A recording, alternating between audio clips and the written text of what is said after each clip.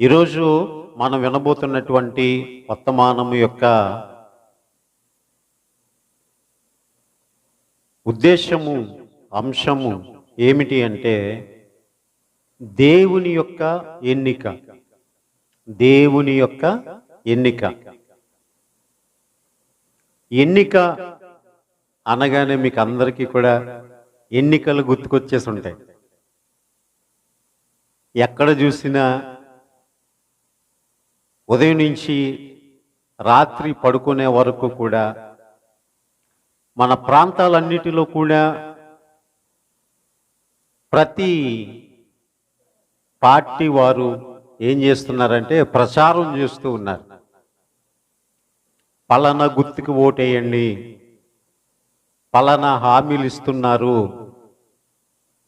ఏమండి పలానా పనులు చేపడతారు, అందుచేత నమ్మి మా నాయకుడిని ఎన్నుకోండి అని గట్టిగా ప్రచారం జరుగుతూ ఉంది.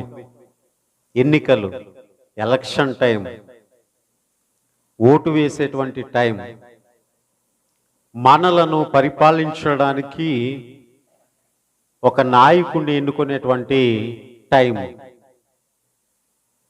ఈరోజు దేవుని యొక్క ఎన్నిక అని అనగానే మనందరికీ కూడా ఈ మాట గుర్తుకొచ్చింది, ఎన్నికలు అనేటువంటి మాట. ఈరోజు మనం ఎన్నుకునే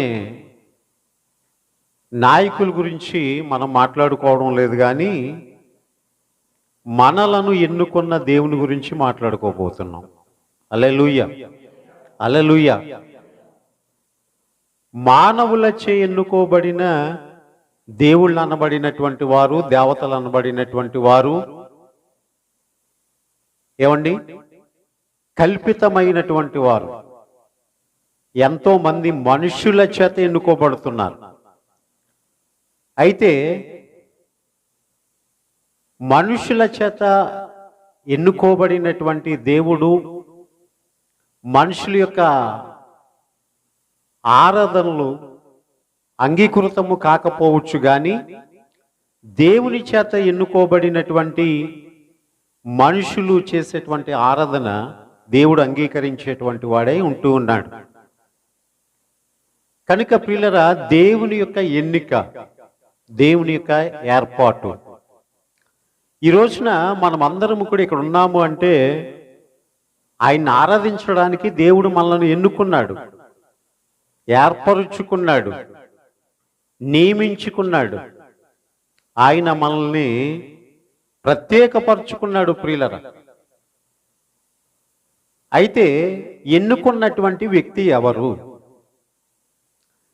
ఎన్నుకున్నటువంటి వ్యక్తి ఆయన ఎవరు అంటే పరలోక రాజ్య నిర్మాణకుడు, పరలోక రాజ్య పరిపాలకుడు. ప్రియులరా, ఈ భూలోకంలో మనం చూస్తూ ఉన్నటువంటివి రెండు రాజ్యాలు. ఒకటి భూ సంబంధమైనటువంటి రాజ్యం. ఈ భూ సంబంధమైనటువంటి రాజ్యంలో ప్రజలను పరిపాలించడానికి మరి ఎంపీలు ఉంటారు, సీఎం ఉంటాడు, పిఎం ఉంటాడు, అలాగున్నే ఎమ్మెల్యేలు ఉంటారు, కలెక్టర్లు ఉంటారు, ఇంకా గ్రామ ప్రెసిడెంట్లు ఉంటారు. ఇలాగున చాలా మంది ఆధిపత్యంలో మన ప్రభుత్వ విధానం అంతా కూడా నడిపించబడతా ఉంటుంది. మరి ఈ భూ సంబంధమైనటువంటి రాజ్యంలో మనం ఉంటూనే మనము ఇంకొక రాజ్య సంబంధులుగా కూడా ఉన్నాం. ఆ ఇంకొక రాజ్యం ఏంటి అంటే పరలోక రాజ్యం. చెప్పండి అందరూ కూడా నో తెరిచి, ఏ రాజ్యం అది? పరలోక రాజ్యం. ఈ పరలోక రాజ్యానికి అధిపతి ఎవరు? దేవుడే. ఆయనే మనల్ని ఎన్నుకొని ఏర్పాటు చేసుకుని తన రాజ్య సంబంధులుగా, తన రాజ్య పౌరులుగా తన రాజ్య హక్కుదారులుగా దేవుడు మనల్ని అందరినీ కూడా ఎన్నుకున్నాడు. ఇప్పుడు మనం ఆలోచించవలసినటువంటిది ఏంటి అంటే, మనము ఎన్నుకొనబడినటువంటి ప్రజాపాలకుల ఆధిపత్యములో మన మనుగడ కొనసాగిస్తూనే, మనలను ఎన్నుకున్నటువంటి దేవాది దేవుని యొక్క రాజ్య పాలనలో మనమందరము కూడా ఈ యొక్క విశ్వాస ప్రయాణాన్ని కొనసాగిస్తూ ఉన్నాం.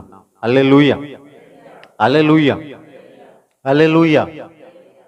చూడండి, ఎన్నుకునే ముందు అర్హతలు చూస్తారు, యోగ్యతలు చూస్తారు, వారి యొక్క సామర్థ్యాన్ని చూస్తారు, వారి యొక్క జ్ఞానాన్ని చూస్తారు, వారికి ఉండేటువంటి ఆ బలమును చూస్తారు.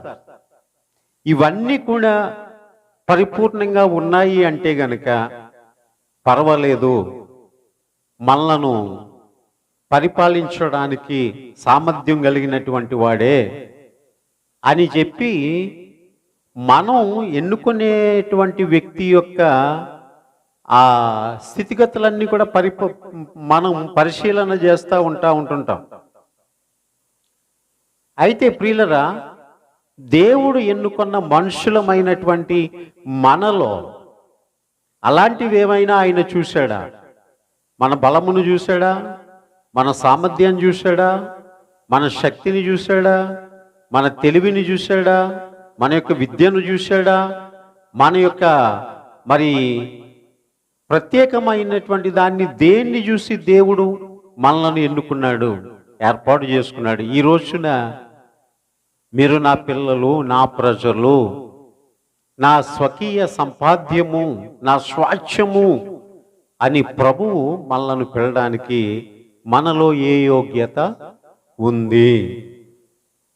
ఏ యోగ్యత లేనటువంటి వారమైనప్పటికీ కూడా ప్రభు మనల్ని ఎన్నుకున్నాడు, ఏర్పాటు చేసుకున్నాడు. కీర్తనకారుడు 144వ కీర్తన 3వ వచనంలో వ్రాయబడినటువంటి మాట మనం చూద్దాం. 144వ కీర్తన 3వ వచనంలో, యెహోవా, నీవు నరులను లక్ష్య పెట్టుటకు వారు ఏపాటి వారు? నీవు వారిని ఎన్నిక చేయుటకు మనుషులు ఏపాటి వారు? ఏపాటి వారమని, ఎంతటి వారమని దేవుడు మనల్ని ఎన్నుకున్నాడు, ఏర్పాటు చేసుకున్నాడు. మనం ఏపాటి వారమండి? మనం ఎంతటి వారమండి? మన గురించి మనం చెప్పుకోవాలి అని అనుకుంటే గనక మనం అంతలో పూసి అంతలో వాడిపోవు గడ్డి పువ్వు వంటి వారము, ఇంతలో పుట్టి అంతలో పగిలిపోవు నీటి బుడగ వంటి వారము, అంతలో కనబడి అంతలో మాయమయ్యే ఆవిరి వంటి వారము, తిరిగి ఎత్తలేని నీటి బిందువు వంటి వారము. అలాంటి మనలను దేవుడు ఎన్నుకున్నాడట. అలాంటి మనలను దేవుడు ఏర్పాటు చేసుకున్నాడట. ఆయన ఏర్పాటు చేసుకుని మనమందరము కూడా ఆయన కుమారులుగా, కుమార్తెలుగా ఉండడానికి దేవుడు ఎన్నిక చేశాడట. దేవునికి స్తోత్రం. హల్లెలూయా, హల్లెలూయా. భూమి మీద ఉన్నటువంటి ఇంత మంది జనాభా మధ్య ఆయన కృప నీకు దొరికింది. ఆయన బిడ్డగా ఉండేటువంటి భాగ్యము నీకు దక్కింది. ఇది మహా అదృష్టముగా భావించాల, మహాధన్యతగా భావించాల. చూడండి, ఎవరు ఎన్నుకున్నా, ఎవరు ఏర్పాటు చేసుకోకపోయినా చాలాసార్లు అందరినీ పిలుస్తారు, మిమ్మల్ని పిలవరే. అందరికీ ప్రయారిటీ ఇస్తారు, మీకు ప్రయారిటీ ఇవ్వరే. లేకపోతే ఇది విఐపీస్కేనండి ఫంక్షన్, మా ఫ్యామిలీలో రిచ్ మెంబర్స్నే మేము పిలిచామండి. ఒకవేళ కార్లు ఉన్న వాళ్ళనే పిలిచామండి, బంగ్లాలు ఉన్న వాళ్ళనే పిలిచామండి. మరి నిన్ను నన్ను పిలవలేనటువంటి పరిస్థితిలో మనం ఉంటుంటాం, ఓహో నాకు అంతటి యోగ్యత లేదేమో అని. కానీ దేవుడు ఆయన భౌముడై ఉండి ఆయన కుమారులుగా, కుమార్తెలుగా ఉండడానికి దేవుడు మనలను పిలుచుకున్నాడట ప్రియులారా. చూడండి, బైబిల్ గ్రంథంలో మనము న్యాయాధిపతుల గ్రంథంలో చూసినట్లయితే ఇక్కడ మనకి ఒక వ్యక్తి కనిపిస్తూ ఉన్నాడు. అతని పేరు ఏం పేరు అంటే గిద్యోను. ఈ న్యాయాధిపతుల గ్రంథం 6వ అధ్యాయము 1వ వచనం నుంచి మనం చూస్తే, ప్రియులారా, ఇశ్రాయేలు ప్రజలు యెహోవా దృష్టికి దోషులైనందు చేత 7 ఏండ్లు వాళ్ళని మిద్యానీయుల చేతికి అప్పగించేశాడట. చూసారా, యెహోవా దృష్టికి దోషులైనటువంటి కారణం చేత తన సొత్తైన ప్రజలను, తన స్వాస్థ్యమైన ప్రజలను, ఆయన ఎన్నుకున్న ఆయన ప్రజలను ఏం చేశాడట చెప్పండి? మిద్యానీయుల చేతికి అప్పగించేశాడట. ప్రియులరా, కొన్నిసార్లు దేవుడు మనలను చేయి విడుస్తూ ఉంటుంటాడు. కొన్నిసార్లు మనలను శ్రమలకు అప్పగిస్తూ ఉంటుంటాడు. కొన్నిసార్లు దేవుడు మనలను బాధకు గురి చేస్తూ ఉంటుంటాడు. ఈ బాధలోనే మనకి దేవుడంటే ఎవరో మనకి ఆ బోధ పడుతుంది. ప్రియులరా, బాధలో బోధ ఆయన చేస్తాడట. దేవునికి స్తోత్రం. హల్లెలూయా, హల్లెలూయా. అయితే ప్రియులరా, ఎన్నుకున్నాడు, ఏర్పాటు చేసుకున్నాడు. మీరు నా స్వాస్థ్యము అన్నాడు, మీరు నా సొత్తు అన్నాడు. ఇలాంటి ప్రజల్ని 7 సంవత్సరాలు అన్యుల చేతికి అప్పగించేశాడట. ఈ అన్యుల చేతికి అప్పగించినటువంటి పరిస్థితులలో చూడండి, ఇశ్రాయేలీయుల మీద మిద్యానీయుల యొక్క చెయ్యి హెచ్చుగా ఉందంట. అన్యుల యొక్క చెయ్యి దేవుని యొక్క పిల్లల మీద చాలా హెచ్చుగా ఉందట. ప్రియులరా, అప్పుడు ఏమనిపిస్తుందండి? మేము సర్వశక్తుని యొక్క స్వాస్థ్యమై ఉండగా, ఆయన సంపాదన అయి ఉండగా, ఆయన స్వాస్థ్యమై ఉండగా మేము పైన ఉండాలి కానీ ఇప్పుడు మేము కింద ఉన్నాం. మా శత్రువులు మా చేతి కింద ఉండాలి కానీ వారి చెయ్యి మా మీద హెచ్చుగా ఉంది అని ఆలోచన చేసినటువంటి వారై వారు పెట్టుచూ ఉన్నటువంటి బాధల వలన చూడండి, మిద్యానీయుల ఎదుట నిలవలేక కొండలలోనున్న వాగులను, గుహలను, దుర్గములను తమకు సిద్ధపరుచుకునిరి. దేవుడు ఇంత కఠినమైనటువంటి బాధ వారికి గురి చేసినప్పుడు వారికి సొంత గృహాల్లో ఉండడానికి కానీ, సొంత పట్టణంలో, సొంత గ్రామంలో ఉండడానికి కానీ అవకాశము లేక కొండలలో ఏమంటే వాగులలో, గుహలలో దుర్గములను తమకు సిద్ధపరుచుకునిరి. ఇలాంటి కఠినమైనటువంటి పరిస్థితుల మధ్య చూడండి ఎంత కఠినంగా ఉంది అంటే 3వ వచనంలో, ఇశ్రాయేలీయులు విత్తనములు విత్తిన తరువాత మిద్యానీయులు అమాలేకీయులను తూర్పున నుండి వారును తమ పశువులను, గుడారములను తీసుకుని మిడతల దండంత విస్తారముగా వారి మీదకి వచ్చి వారి జీవన సాధనమైన ప్రతి దానిని కూడా వాళ్ళు పట్టుకుని పోయారట. ఇలాంటి పరిస్థితుల్లో ప్రియులరా, ఈ 16వ 15వ వచనాన్ని మనం చూస్తే చూడండి, దేవుని యొక్క దర్శన భాగ్యం వాళ్ళకి దక్కింది. దేవునికి స్తోత్రం, హల్లెలూయా. ఇంతమందిని ఆ యొక్క మిద్యానీయుల చేతి నుంచి విడిపించడానికి వారిలో మనష్య గోత్రములో నుంచి ఒక వ్యక్తిని దేవుడు ఎన్నుకున్నాడు. నిజంగా కుటుంబాలని ఉద్ధరించడానికి, కుటుంబాలని పైకి తీసుకొని రావడానికి కుటుంబంలో ఎవరో ఒకరిని దేవుడు ఎన్నుకుంటాడండి, ఏర్పాటు చేసుకుంటాడు. హల్లెలూయా. అలాంటి వారుగా మా పిల్లలు ఉండాలని మీరు ప్రార్థన చేసుకోవాలి. అలాంటి వారిలో నేను ఒక్కడిగా ఉండాలి అని మీరు ప్రార్థన చేసుకోవాలి. నిజంగా కుటుంబాల్లోంచి ఒకరు అట్లా ఉన్నతమైనటువంటి స్థాయికి ఎత్తబడగలిగితే ఆ కుటుంబ పరిస్థితులన్నీ కూడా మారిపోతాయండి. దేవుని మహిమ కలుగును గాక. హల్లెలూయా, హల్లెలూయా.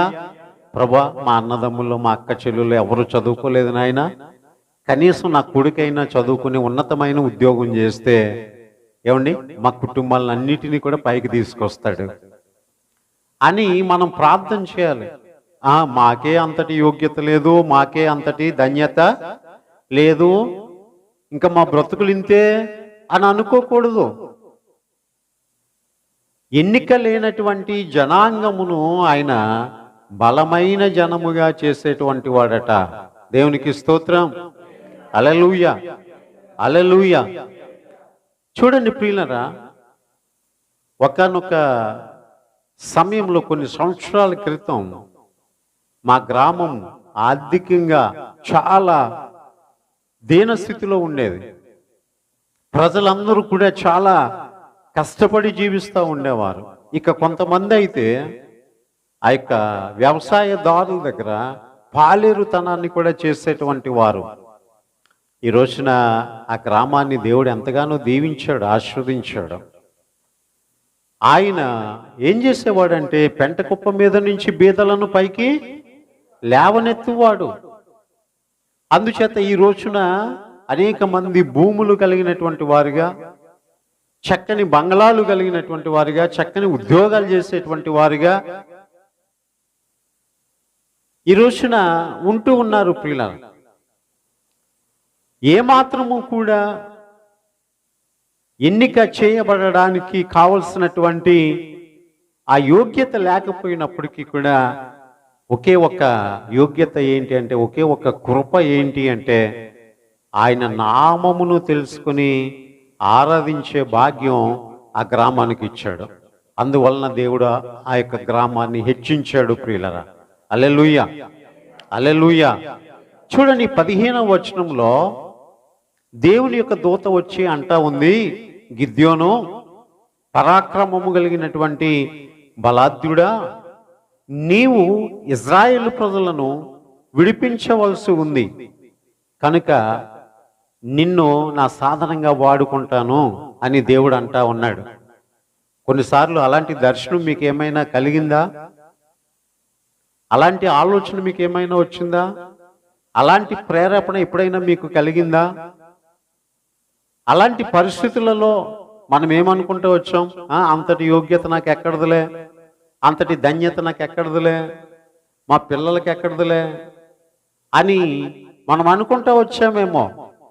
కాదు కాదు, దేవుని యొక్క కృప కొరకు కనిపెట్టి మనం వేడుకుంటే మన కుటుంబాల్లో ఎవరో ఒకరిని ఆయన ఉన్నతంగా లేపుతాడు ప్రియులరా. దేవునికి స్తోత్రం. హల్లెలూయా. 15వ వచనములో చూడండి, 14వ వచనం చదువుదాం. అంతటా యెహోవా అతని తట్టు తిరిగి బలము తెచ్చుకుని వెళ్ళి మిద్యానీయుల చేతిలో నుండి ఇజ్రాయేలును రక్షింపుము, నిన్ను పంపిన వాడను నేనే అని చెప్పగా, ఈ ఇజ్రాయేల్ యొక్క 12 గోత్రాలలో కూడా ఒక గోత్రమైనటువంటి మనష్షే గోత్రములో నుంచి, ఆ గోత్రములో కొన్ని వందల మంది ఉన్నప్పటికీ కూడా గిద్యోను అనబడినటువంటి ఒక వ్యక్తిని అనేక లక్షల జనాంగం కొరకు ఆయన ఎన్నుకున్నాడు. ఈరోజు మన అంశం ఏమిటి చెప్పండి? దేవుని యొక్క ఎన్నిక, ప్రజల యొక్క ఎన్నిక కాదు. ప్రజల ఎన్నికలు జరుగుతూ ఉన్నాయి, ప్రజల మధ్య ప్రజాపతిని ఎన్నుకునేటువంటి ఎన్నికలు జరుగుతూ ఉన్నాయి. కానీ దేవుడు తన పని కొరకు ఎన్నుకున్నటువంటి ఒక సాధనం, ఒక వ్యక్తి. ఒకవేళ దేవుడు నీ కుటుంబ రక్షణ కొరకు ప్రార్థనా జీవితంలో నిన్ను ఎన్నుకున్నాడేమో, ఒక విశ్వాసిగా నిన్ను ఎన్నుకున్నాడేమో. నీ ఎన్నిక ఎంతో గొప్పది, నీ ఏర్పాటు ఎంతో గొప్పది. దాన్ని చులకనగా చూడకూడదు, కానీ దాన్ని వినియోగించుకుంటే దేవుని యొక్క ఉద్దేశాలు ఎంతో గొప్పవిగా మన కుటుంబాల్లో ఉంటాయి ప్రియులరా. 15వ వచనంలో అతడు చిత్తము నా ఏలినవాడా, దేని సహాయము చేత నేను ఇజ్రాయేలును రక్షింపగలను? నా కుటుంబము మనష్షే గోత్రములు ఎన్నిక లేనిదే, నా పితరుల యొక్క కుటుంబములలో నేను కనిష్ఠుడనై ఉన్నానని ఆయనతో చెప్పెను. అందుకు యెహోవా అయిననేమి, చెప్పండి, అయిననేమి. చెప్పండి ఈ మాట అందరూ, అయిననేమి. ఏం చెప్తే వచ్చాడు గిద్యోను? అయ్యా నా కుటుంబం ఏపాటిదయ్యా, నా గోత్రం ఏపాటిదయ్యా, మరి నా పితరుల యొక్క కుటుంబంలో నేను ఎవరినై ఉన్నాను అంటే నేను కనిష్ఠుడనై ఉన్నాను. ఏమండి, నా ముందు పెద్దనాన్నలు ఉన్నారు, వాళ్ళ పిల్లలు ఉన్నారు. నేనా యేసేపు, మనషే, ఎఫ్రాయిము అనబడినటువంటి మా ఇద్దరు అన్నదమ్ముల్ని కంటే నేను మనషే అనబడినటువంటి వాడను, నేను కనిష్ఠుడను అని అంటూ ఉన్నాడు. ఇర్మియా గ్రంథంలో మనం చూస్తే ఇర్మియాని దేవుడు దర్శించినప్పుడు, అయ్యా నేను బాలుడను, నేను మాట్లాడడానికి సరిపోను అని ఉంటుంటే ఒక దేవదూత ఆయన యొక్క పెదవులను ముట్టి, నేను బాలుడను అనవద్దు అని ఆయన సెలవిచ్చాడు. దేవునికి స్తోత్రం, హల్లెలూయా. చాలాసార్లు మనం అట్లాగే ఉండిపోవడానికి, ఉన్న స్థితిలోంచి కూడా దిగజారిపోవడానికి గల కారణం ఏమిటి అంటే మనల్ని మనమే ఉంటుంటాం, మనల్ని మనమే తక్కువ అంచనా వేసుకుంటా ఉంటుంటాం. అది మన వల్ల కాదులే, అంతటి యోగ్యులం కాదులే అన్నట్లుగా మనం అనుకుంటా ఉంటుంటాం. లేదు, దేవుల్లో మనము మనల్ని ఉన్నతంగా ఊహించుకోవాలి ప్రియులరా. చూడండి, ఎప్పుడైతే ఈ మాటలు అంటూ ఉన్నాడేవో, నాకు తెలుసులేవయ్యా, నీది మనషే గోత్రం అని తెలుసు, నువ్వు కనిష్ఠుడు అని తెలుసు, అంతటి యోగ్యత అంతటి బలము నీకు లేదని తెలుసు. అయిననేమి నేను చాలా మార్లు, ప్రభా ఇంతటి వాడినా, ఇంతటి అలుపున్నా, ఇంతటి అయోగ్యున్నా, నీ సేవ కొరకు నన్ను ఎలా నియమించుకున్నావు, ఏర్పాటు చేసుకున్నావు అని ఉంటుంటే ఆయన కూడా ఏమంటాడు చెప్పండి, అయిననేమి వాటన్నిటికీ మించిన నా కృప నీ మీద ఉంది. హల్లెలూయా, హల్లెలూయా. అయిననేమి నేను అందంగా లేను, అయిననేమి నా దగ్గర బలం లేదు, అయిననేమి నా దగ్గర ధనం లేదు, అయిననేమి నా కుటుంబం, నా గోత్రం చాలా చిన్నది, అయిననేమి అని ప్రభు అంటూ 16వ వచనంలో, నేను నీకు తోడయుందును గనుక ఒకే మనుషుని హతము చేసినట్లు మిద్యానీయులను నీవు హతము చేయుదు అని సెలవిచ్చాను. హల్లెలూయా, హల్లెలూయా. అంతమందిని ఒక్క మనిషిని చంపినట్లుగా చంపేస్తావు. దానికి గల కారణం ఏమిటి అంటే నేను నీకు తోడై ఉంటాను. చాలాసార్లు ఉంటుంటాం, నేను ఒక్కడనే, నాకు సపోర్ట్ చేసేవాళ్ళు ఎవరు లేరు, నన్ను ధైర్యపరిచేవారు ఎవరు లేరు, నన్ను ఆదరించేవారు ఎవరు లేరు అని మనం ఉంటుంటాం. దేవుని యొక్క కనికరము నీ మీదకి వస్తే, దేవుని యొక్క ఏర్పాటును ఉంటే, దేవుడు నిన్ను ఎన్నుకుంటే, ఏమండి, ఆయన నిన్ను 100 మందితో, 1000 మందితో, 10,000 మందితో సమానంగా చేస్తాడు. హల్లెలూయా, హల్లెలూయా, హల్లెలూయా. కనుక ప్రియులరా, దేవుడు ఎవరిని ఎన్నుకున్నాడు చెప్పండి? అల్పుణ్ణి ఎన్నుకున్నాడు, కనిష్ఠుడిని ఎన్నుకున్నాడు. నేను ఎంతటి వాడను అని అన్నటువంటి వాడిని దేవుడు ఎన్నుకుంటూ ఉన్నాడు ప్రియులరా. కనుక ఈ రోజున అట్టి విధంగా మన కులమేంటో, మన గోత్రం ఏంటో, మన పరిస్థితి ఏంటో దేవుడు చూడకుండా, మన అందాన్ని చూడకుండా, మన బలాన్ని చూడకుండా, మన రంగు రూపు చూడకుండా, మన యొక్క స్థితిగతులు ఏవి కూడా చూడకుండా, మన యొక్క యోగ్యత అయోగ్యతలు ఏమీ కూడా చూడకుండా ఆయన పిల్లలుగా ఉండడానికి మనల్ని అందరినీ కూడా దేవుడు ఎన్నుకున్నాడండి. దేవుడు ఎన్నుకున్నాడు. నీ కుటుంబంలో నిన్ను గొప్పగా చూసారా లేదా, ప్రత్యేకించి చూసారా లేదా అని ఎప్పుడు కూడా అనుకోవద్దు. వారికంటే గొప్పవాడైనటువంటి దేవుడు తన కుమారునిగా నిన్ను ఎన్నుకున్నాడు. దేవునికి స్తోత్రం చెప్పండి. తన కుమార్తెనుగా దేవుడు నిన్ను ఎన్నుకున్నాడు ప్రియులారా. చూడండి, యెషయా గ్రంథం 60వ అధ్యాయము 21వ వచనం చదువుకున్నా. యెషయా గ్రంథము 60వ అధ్యాయము 21వ వచనాన్ని చదువుకుందాం. నీ జనులందరూ నీతిమంతులయుందురు, నన్ను నేను మహిమపరుచుకున్నట్లు వారు నేను నాటిన కొమ్మగాను నేను చేసిన పనిగాను ఉండి దేశమును శాశ్వతముగా స్వతంత్రించుకొందురు. చూడండి, నీ జనులందరూ కూడా నీతిమంతులై యుందురు, నన్ను నేను మహిమపరుచుకున్నట్లు. కనుక ఇజ్రాయేలు ప్రజలను దేవుడు ఏర్పరచుకుని వారి ద్వారా తనకు రావాల్సినటువంటి మహిమ పొందినట్లుగా దేవుడు వారిని ఏం చేశాడట? నాటిన కొమ్మగాను నేను చేసిన పనిగాను ఉంటారు. నాటిన కొమ్మగా ఉంటారట. దేవునికి స్తోత్రం. ఐగుప్తు నుంచి ఒక ద్రాక్షవల్లిని తెచ్చి నేను కనాను దేశములో నాటి తిని అని అన్నాడు ప్రభు. నేను నాటిన కొమ్మగా, ఏమండి, మనుషులు నాటిన కొమ్మగా కాదు, దేవుడు నాటిన కొమ్మలం మనం. హల్లెలూయా, హల్లెలూయా.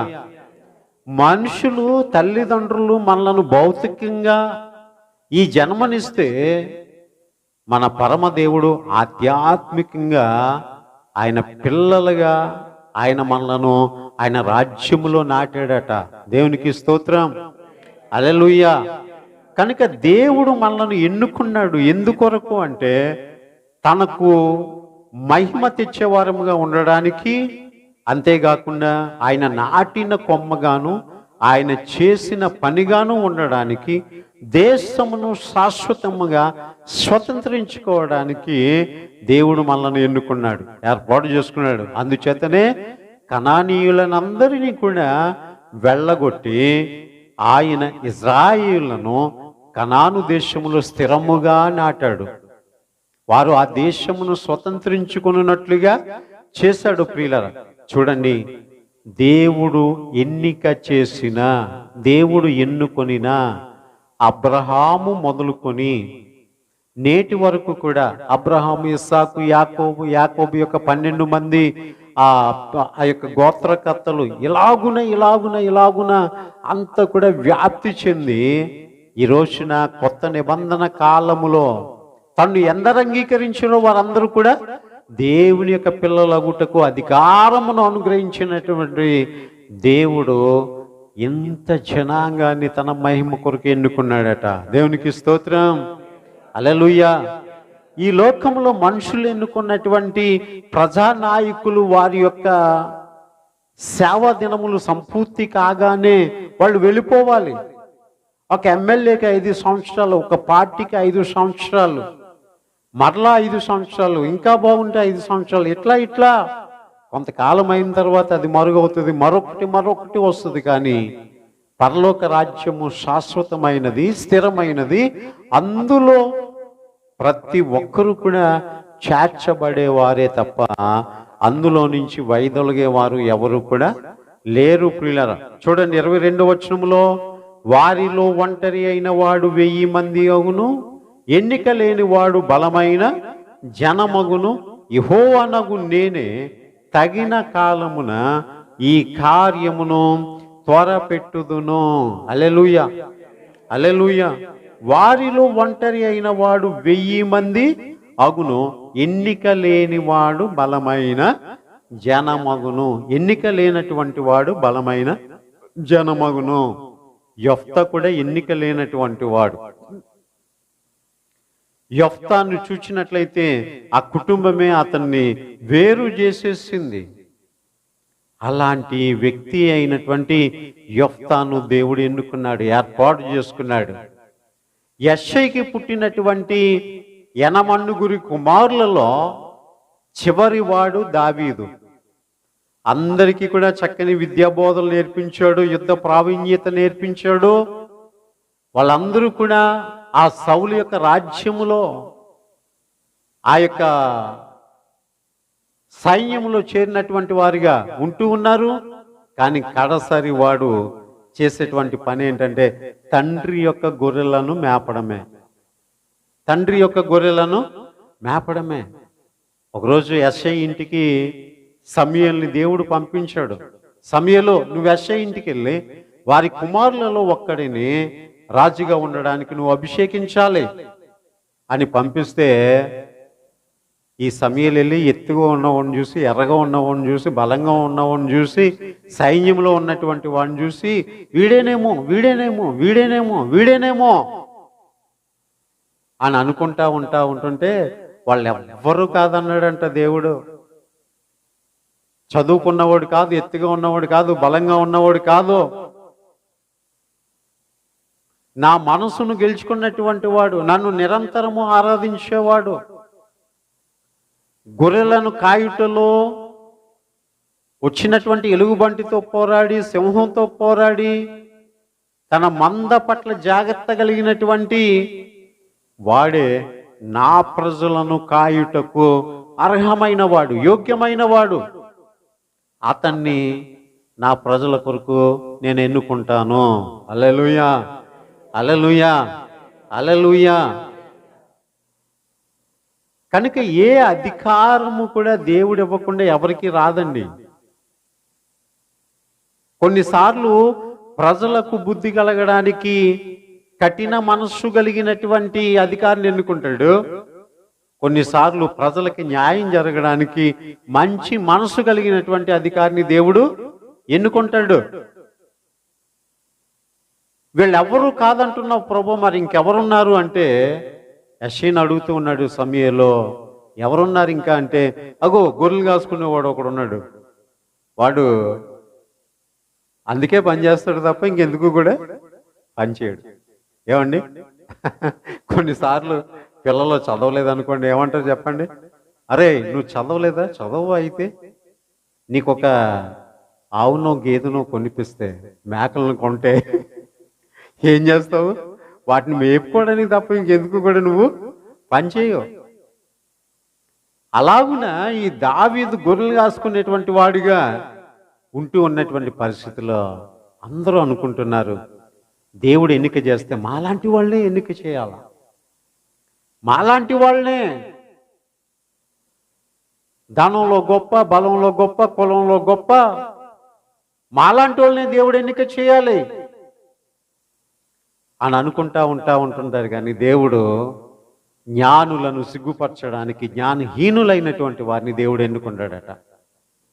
కనుక ప్రియులరా చూడండి, వారిలో ఒంటరి అయిన వాడు 1000 మంది అగును, ఎన్నిక లేని వాడు బలమైన జనమగును. కనుక ఎవరున్నారు అంటే దావీదు ఉన్నాడు, అతన్ని తీసుకురండి, ఇగో ఇతనే నేను ఎన్నుకున్న వ్యక్తి. దేవునికి స్తోత్రం. తన అన్నలకున్న అర్హత ఉందా, యోగ్యత ఉందా? భౌతికంగా మనం చూస్తే అదేది కూడా లేకపోయినప్పటికీ కూడా దేవుడు దావీదు మనసును ఎరిగినటువంటి వాడు.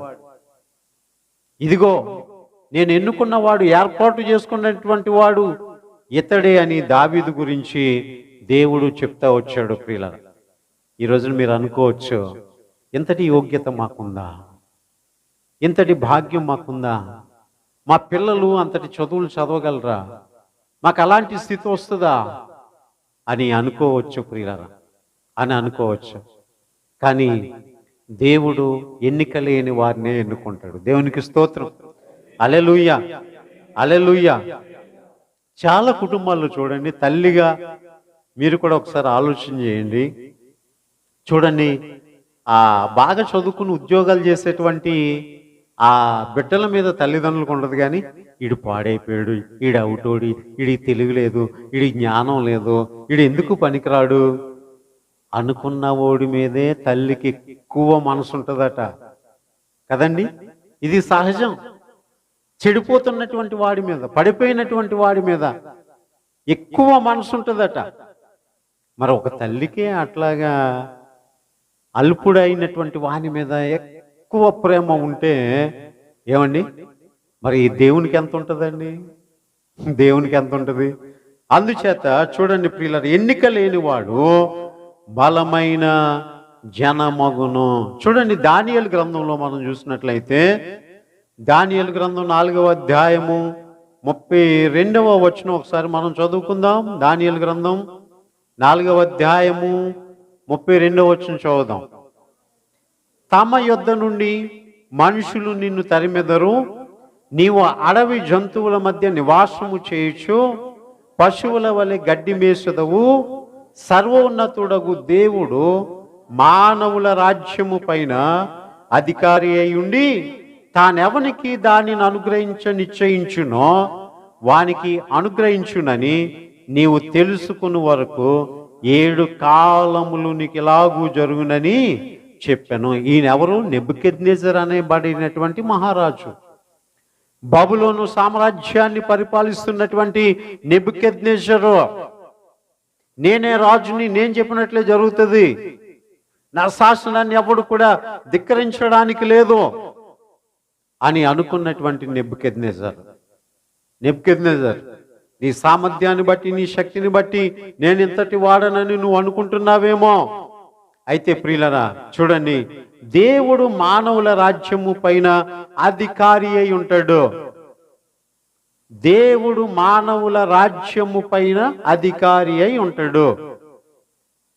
ఇక్కడ ఎన్ని పార్టీలు అంటే ఉండనివ్వండి,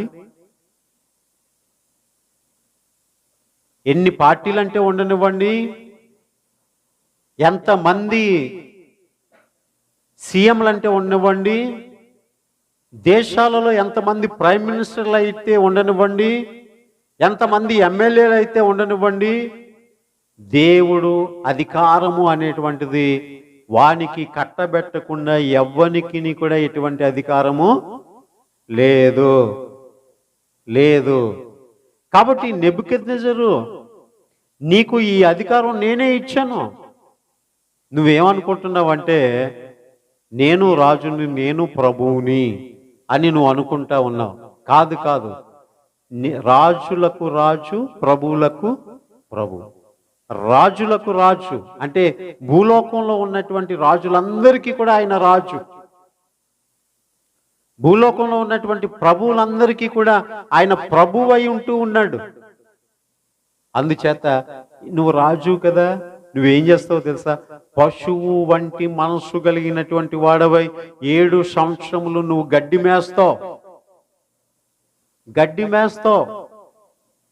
చూడండి ప్రియులరా, ఇంకా మనం కిందకి చూస్తే చూడండి 32, 35 వచనం కూడా చదువుదాం ఒకసారి. 35 వచనం కూడా చదువుదాం. భూనివాసులందరూ ఆయన దృష్టికి ఎన్నికకు రానివారు. చూడండి, ఆయన పరలోక సేన ఎడల, భూనివాసుల ఎడలను తన చిత్తము చొప్పున జరిగించువాడు. ఆయన చెయ్యి పట్టుకుని నీవేమి చేయుచున్నావని ఆయనతో చెప్పుటకు ఎవడును సమర్థుడు కాడు. హల్లెలూయా, హల్లెలూయా, హల్లెలూయా. కనుక ప్రియులరా, నెబుకద్నెజర్కి ఒక విషయాన్ని దేవుడు తెలియజేశాడు. అదేంటి అంటే, అమ్మో, ఈ భూప్రపంచాన్ని పరిపాలించేటువంటి అధికారి ఆయన, ప్రభువు ఆయన, రాజు ఆయన అని చెప్పి నెబుకద్నెజర్కి ప్రభు తెలియజేశాడు. ప్రియులరా చూడండి, 34వ వచనంలో, ఆ కాలము గడిచిన పిమ్మట నెబుకద్నెజరును నేను మరలా మానవ బుద్ధి గలవాడనై నా కండ్లు ఆకాశము తట్టు ఎత్తి చిరంజీవియు సర్వోన్నతుడు నగు దేవునికి స్తోత్రము చేసి గణపరిచి స్తుతించి తిని, ఆయన ఆధిపత్యము చిరకాలము వరకు, ఆయన రాజ్యము తరతరములకున్నవి. హల్లెలూయా. ఈ పార్టీ ఎలా ఉంటుందో రేపు పోద్ది. ఈ చీఫ్ మినిస్టర్ ఈ వేళ ఉంటాడు, రేపు పోతాడు, ఇంకొకడు వస్తాడు. కానీ ఆయన యొక్క ఆధిపత్యము చిరకాలము ఉంటుంది. ఎవరు మారినా ఆయన మారనివాడు, ఆయన చిరకాలం ఉండువాడు, శాశ్వతముగా ఉండువాడు. కనుక ప్రియులరా, అటువంటి దేవుని యొక్క రాజ్యములో మనము ఆయన పాలకులుగా, ఆయన పరిపాలించేటువంటి ప్రజలుగా ఉండడానికి మనమందరము కూడా ఎన్నిక చేయబడ్డాం. కాబట్టి ఆయన రాజ్యము తరతరములకున్నవి. ఆయన రాజ్యము తరతరములకున్నవి. భూమి మీద మానవుడు లేనప్పుడే ఈ సర్వ సృష్టికి అధిపతి ఆయన. ఈ భూమి మీద పుట్టినటువంటి జనులు ఆయన రాజ్యాన్ని పడగొట్టగలిగినటువంటి వారు ఎవరు? ఎన్ని రాజ్యాలైనా గతించిపోతాయి, కానీ ఆయన రాజ్యము ఏమవుతా ఉందట, తరతరములకు ఉంటుందట. కాబట్టి ప్రియులరా, ఈ లోకంలో మనం అనుకుంటా ఉంటుంటాం, నాకు ఓటు హక్కు లేకపోతే, ఆధార్ కార్డు లేకపోతే ప్రభుత్వం దృష్టిలో నేను చనిపోయినట్టే అని అనుకుంటా ఉంటుంటాం. కానీ ప్రియులరా, దేవుని యొక్క రాజ్యములో రక్షణ అనేటువంటిది మనం లేకపోతే మనం కూడా ఆ రాజ్య సంబంధులం కాదు. ఆ రాజ్య సంబంధులు ఎవరు అంటే ఆయనలో రక్షణ పొందుకున్నటువంటి వారే. హల్లెలూయా, హల్లెలూయా. అందుచేత దేవుని యొక్క వాక్యం ఏమని చెప్తుందంటే ప్రియులారా, చూడండి, కొరింథీయులకు రాసినటువంటి పత్రిక, మొదటి అధ్యాయము 29వ వచనం. కొరింథీయులకు రాసిన మొదటి పత్రిక 1వ అధ్యాయం 29వ వచనం. ఎన్నికైన వారిని వ్యర్థము చేయుటకు లోకములో నీచులైన వారిని, తృణీకరింపబడిన వారిని, ఎన్నిక లేని వారిని దేవుడు ఏర్పరచుకుని ఉన్నాడు. హల్లెలూయా, హల్లెలూయా. దేవుడు ఏర్పరచుకుని ఉన్నాడు ఎన్నిక లేనటువంటి వారిని. నేను అంటాను, మనం చాలా పేదవాళ్ళం కావచ్చు, మనం పలుకుబడి లేనటువంటి వాళ్ళం కావచ్చు, మనం ధనవంతులం కాకపోవచ్చు. ఈ లోకంలో మనుషుల యొక్క దృష్టికి మనం చాలా ఎలాంటి వారం అంటే నీచమైనటువంటి వారం కావచ్చు, తృణీకరింపబడినటువంటి వారం కావచ్చు. కానీ ఎన్నికైన వారిని వ్యర్థము చేయుటకు, వీళ్ళు గొప్పవాళ్ళు, వీళ్ళు శక్తిమంతులు, వీళ్ళు సామర్థ్యం కలిగినటువంటి వాళ్ళు అన్నటువంటి వారిని వ్యర్థం చేయడానికి దేవుడు ఎన్నిక లేనటువంటి మనలను దేవుడు ఏర్పాటు చేసుకున్నాడట. దేవునికి స్తోత్రం, హల్లెలూయా. ఈ లోకంలో గొప్పవారు అనుకున్నటువంటి వారు ఒక దినాన్ని నరకంలో ఉంటారేమో కానీ ఈ లోకంలో గొప్పవారమని అనిపించుకున్నటువంటి మనం గొప్పదైన దేవుడే సూర్యునిగా ఉన్న మరి ఆ యొక్క బంగారపు వీధులలో, బంగారు పట్టణములో మనమందరము కూడా భాగ్యవంతులుగా సంచరిస్తామట. దేవునికి స్తోత్రం. అందుచేత గనులైనటువంటి వారిని కింద పడవేశాడు, అల్పులైనటువంటి వారిని దేవుడు ఉన్నతమైనటువంటి స్థానంలో పెట్టేశాడు. ప్రియులరా, హల్లెలూయా, హల్లెలూయా. సౌలు ఉంటుంటాడు, మొట్టమొదటి రాజు, ఇజ్రాయిల్లకు మొట్టమొదటి రాజు. అయ్యా, బెన్యామీను గోత్రంలో నేను ఏమాత్రం ఎన్నిక లేనటువంటి వాడనయ్యా అని అంటా ఉన్నాడు. ఈ రోజున ఎన్నిక లేనటువంటి వారిని ఆయన ఏర్పరచుకుని ఉన్నాడు. దేవుని యొక్క ఏర్పాటులో మనం అందరం కూడా ఉన్నాం. హల్లెలూయా. మనం ఎన్నుకున్న అధిపతి కాదు ఆయన, మనం ఎన్నుకున్న దేవుడు కాదు ఆయన. ఆయన అంటాడు, మీరు నన్ను ఏర్పరచుకొనలేదు, నేనే మిమ్మల్ని ఏర్పాటు చేసుకున్నాను. ఈ ప్రస్తుత దినాల్లో ఈ యొక్క ఎలక్షన్ అంతా కూడా దేని కొరకు అంటే ప్రజాధిపతిని ఎన్నుకోవడానికి, ఏర్పాటు చేసుకోవడానికి, ప్రజల చేత గెలిపించబడిన ఒక అభ్యర్థి, ఒక వ్యక్తి. కానీ ఇక్కడ టోటల్గా డిఫరెంట్ ఏంటి అంటే మనం ఎన్నుకోలేదట దేవుణ్ణి, ఆయనే మనల్ని ఏర్పాటు చేసుకున్నాడట. దేవునికి స్తోత్రం, హల్లెలూయా. మీరు నన్ను ఏర్పరచుకోలేదు, నేనే మిమ్మల్ని ఏర్పరచుకున్నాను అని దేవుడు అంటా ఉన్నాడు. ప్రియులారా, ముగింపులోనికి మనం వస్తున్నాం. చూడండి, గలతీయులకు రాసినటువంటి పత్రిక 2వ అధ్యాయము 2వ వచనం చదువుకుందాం ఒకసారి. గలతీయులకు రాసినటువంటి పత్రిక 2వ అధ్యాయము 2వ వచనం. దేవదర్శన ప్రకారమే వెళ్ళి తిని, మరియు నా ప్రయాసము, కష్టము వ్యర్థమవునేమో లేక వ్యర్థమైపోయినదేమో అని నేను అన్యజనులలో ప్రకటించుచున్న సువార్తను వారికిని, ప్రత్యేకముగా ఎన్నికైన వారికిని విశదపరచుతిని. ఎన్నికైన వారికి ఏం చేశానట? విశదపరిచను. ఆయన నీ మనసులోనికి వచ్చి నేను చెప్పగానే నువ్వు వింటావు, నన్ను దేవుడిగా ఆరాధిస్తావు, నా ప్రజగా ఉంటావు అని దేవుడు నీ మనసు ఎరిగి ఆయన నీలోనికి వచ్చాడట. అట్లాగున్న దేవుడు నిన్ను ఎన్నుకున్నాడట. అందుచేత ఈ లోకంలో ఈ రోజున లోకమంతా కూడా తింటూ తాగుతూ సుఖంగా జీవిస్తూ ఉంటుంటే నువ్వు నేను కూడా ఆ పనులన్నీ కూడా పక్కన పెట్టుకుని అయ్యో దేవుడు నన్ను ఎన్నుకున్నాడు ఆయన ఆరాధన చేయడానికి అని చెప్పి మనం అందరం కూడా దేవుని మందిరానికి వచ్చామట. దేవుడు ఎందుకు ఎన్నుకున్నాడు మనల్ని, ఎందుకు ఏర్పాటు చేసుకున్నాడు? చూడండి ప్రియులరా, ఈ లోకంలో ఉండేటువంటి ప్రజలు ఒక నాయకుడిని ఎన్నుకుంటారు. ఎందుకంటే ఆ రాయితీలన్నీ కూడా మనకి ఇస్తాడని, ఏమండి, ఆ యొక్క వాగ్దానాలన్నీ కూడా మన పట్ల నెరవేరుస్తాడని, మనకి కావలసినవన్నీ కూడా చూస్తాడని. కానీ మన దేవుడు మనల్ని ఎందుకు ఎన్నుకున్నాడో తెలుసా, ఏర్పాటు చేసుకున్నాడో తెలుసా? ఆయనకున్నవన్నీ కూడా మనకిచ్చుట కొరకు ఆయన మనల్ని ఎన్నుకున్నాడు. దేవునికి స్తోత్రం, హల్లెలూయా. అంతేకాకుండా ఆయనకు స్తోత్ర రూపమగు ప్రజలుగా ఉండుట కొరకు ఆయన మనల్ని ఎన్నుకున్నాడు, ఏర్పాటు చేసుకున్నాడు. అంతేకాదు, ఈ భూమి మీద బ్రతికి ఉంటుండగా ఆయన వచ్చిన, మనం చనిపోయిన తర్వాత వచ్చిన ఆయనతో పాటు సదాకాలము మనము నివసించడానికి ఆయన మనల్ని ఎన్నుకున్నాడు, ఏర్పాటు చేసుకున్నాడు. ఏమండి, ఈ ఎన్నికను, ఈ ఏర్పాటును నీ జీవితంలో చులకనగా చూసి, తేలికగా చూసి ఏముందిలే ఏముందిలే ఏముందిలే, నేను దేవుని బిడ్డ అయితే ఏముందిలే, చర్చికి వెళ్తే ఏముందిలే, బ్రతికినంతకాలం భక్తి చేస్తే ఏముందిలే, విశ్వాసం ఉంచితే ఏముందిలే, నమ్మకంగా ఉంటే ఏముందిలే అని అనుకోకుండా ఇది మహాభాగ్యము, దేవుడు నన్ను ఎన్నుకున్నాడు, ఏర్పాటు చేసుకున్నాడు అని నీవు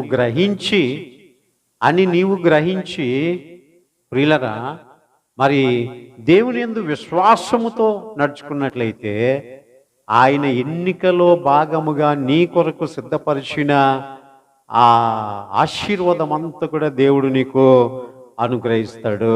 హల్లెలూయా, హల్లెలూయా, హల్లెలూయా. దేవుడు ఎన్నుకున్న గాడిదకు ఎంత ఘనత వచ్చింది. దావీదు చేతిలో వాడబడడానికి ఏటిలోంచి తీయబడినటువంటి ఒక గుండ్రపు రాయి ఎంత ఆనందించుంటది. ఇదిగో దేవుని మహిమ కొరకు గొల్యాతును పడగొట్టు విషయంలో ఇన్ని రాళ్ల మధ్య నాకే ఆ ధన్యత, దేవుని ప్రజలకు విజయాన్ని తెచ్చి శత్రువును పడగొట్టేటువంటి ధన్యత నాకే వచ్చింది. యేసుప్రభు వారు ఆ మేడగది మీద మొట్టమొదటి పస్కాను ఆచరించడానికి మార్కు అనబడినటువంటి నా ఇల్లే దేవుడు కోరుకున్నాడు. నాకెంత ధన్యత, నాకెంత ధన్యత. యేసుప్రభు వారు జీవించిన 33.5 సంవత్సరాల జీవిత కాలంలో ఎన్ని పెళ్లిళ్ళకి వెళ్ళారో తెలియదు, కానీ మా పెళ్లికి వచ్చి మాత్రం మా ఇంటిలో అద్భుతం చేశారు. నీటిని ద్రాక్షారసంగా మొదటి అద్భుతాన్ని చేశారు. విశ్వాసం అంటే ఆ శిష్యులకు అక్కడే ఆరంభమైంది. మా పెళ్లి ఎంత ధన్యకరమైంది, ఎంత ధన్యకరమైంది. ఇలాగున్న ప్రతి ఒక్క విషయంలో కూడా ఎన్నుకొనబడినటువంటి వారు, ఏర్పాటు చేయబడినటువంటి వారు దేవుణ్ణి స్తుతించి ఆరాధిస్తూ ఉంటుంటే నీకు నాకు కూడా ఆ జ్ఞానం కావాలి. ఈరోజు నువ్వు నేను కూడా అటువంటి ఆలోచనలోకి రావాలి. ఇన్ని వేల మంది మధ్య, ఇన్ని కోట్ల మంది మధ్య దేవుడు తన నామమును ఎరిగినటువంటి ధన్యత నాకే ఎందుకు ఇచ్చాడో, నేను ఎంత ధన్యుణ్ణి అని నువ్వు అనుకుని అది మహాభాగ్యముగా కళ్ళకద్దుకుని నువ్వు ఆయన్ని ఆరాధిస్తే ఇచ్చినటువంటి వాడు ఎంత సంతోషిస్తాడు.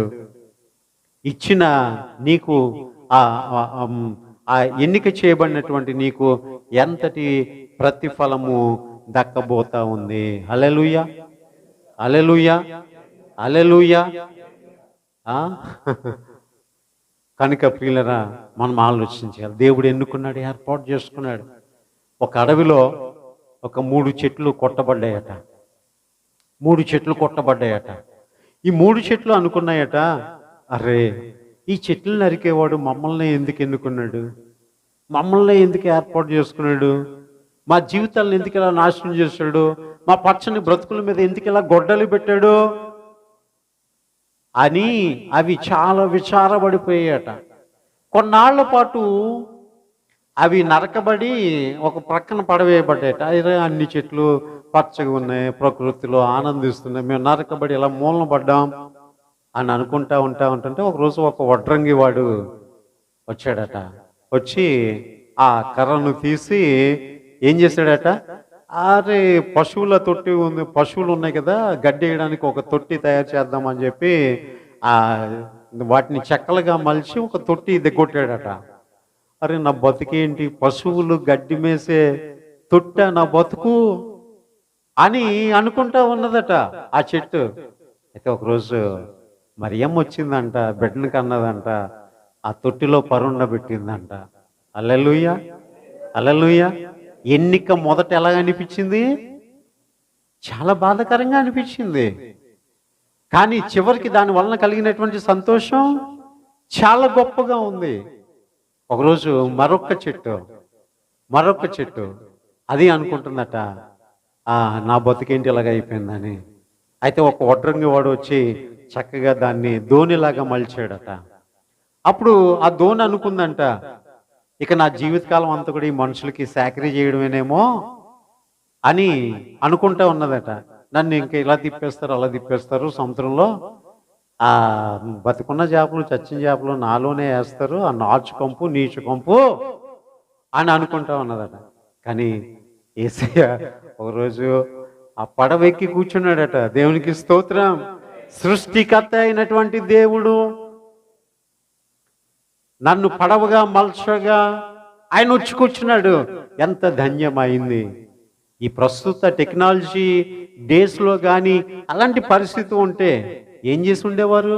దానికి ఎంత భద్రత కావాలో, ఎంత సెక్యూరిటీ కావాలో పెట్టేసి యేసయ్య ఎక్కి కూర్చున్న పడవ ఇది అని సమాజానికి ఒక ఏం చేసేవారు చెప్పండి, దాన్ని చూపించేవారు ప్రియులారా.